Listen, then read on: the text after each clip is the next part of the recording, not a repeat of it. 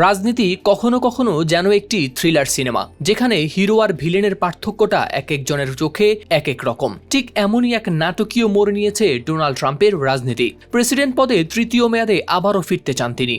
তার ভাষায় এটা নাকি কোনো মজা নয়, কিছু পদ্ধতি আছে যার মাধ্যমে কাজটা সম্ভব হতে পারে। যদিও যুক্তরাষ্ট্রের সংবিধান অনুযায়ী একজন ব্যক্তি দুইবারের বেশি প্রেসিডেন্ট নির্বাচিত হতে পারেন না।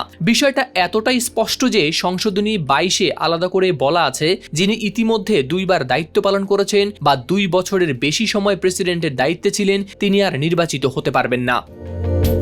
তবে ট্রাম্প ও তার ঘনিষ্ঠরা বলছেন এখানেই নাকি একটা ফাঁক আছে। তাদের মতে নির্বাচিত হওয়ার উপর নিষেধ আছে, কিন্তু উত্তরাধিকার সূত্রে প্রেসিডেন্ট হওয়ার উপর নয়। এই যুক্তি অনুযায়ী 2028 সালে ট্রাম্প ভাইস প্রেসিডেন্ট পদে দাঁড়াতে পারেন।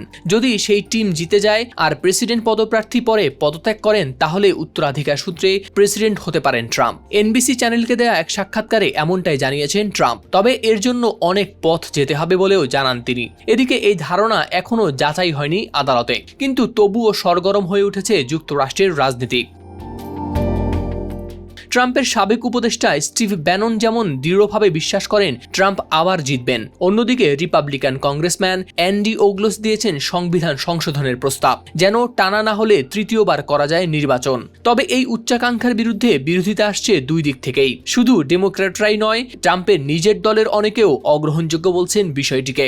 এদিকে আইন বিশেষজ্ঞরা এক বাক্যে বলছেন এই কৌশলটি সাংবিধানিকভাবে অসম্ভব। নটরডেম বিশ্ববিদ্যালয়ের নির্বাচন আইন অধ্যাপক ডেরেক মুলার বলেছেন, যিনি প্রেসিডেন্ট পদের জন্য অযোগ্য তিনি ভাইস প্রেসিডেন্টও হতে পারেন না। তবে আমেরিকার ইতিহাসে সবচেয়ে বেশি 4 বার প্রেসিডেন্ট হবার ঘটনাও ঘটেছে। ফ্রাঙ্কলিন রুজভেল্ট ছিলেন একমাত্র প্রেসিডেন্ট যিনি 4 বার নির্বাচিত হয়েছিলেন। তবে তখন ছিল না সংবিধানের সীমাবদ্ধতা। তার শাসনকালই দেখায় 1951 সালের সংশোধনীর পথ। হারদার শামীম, RTV।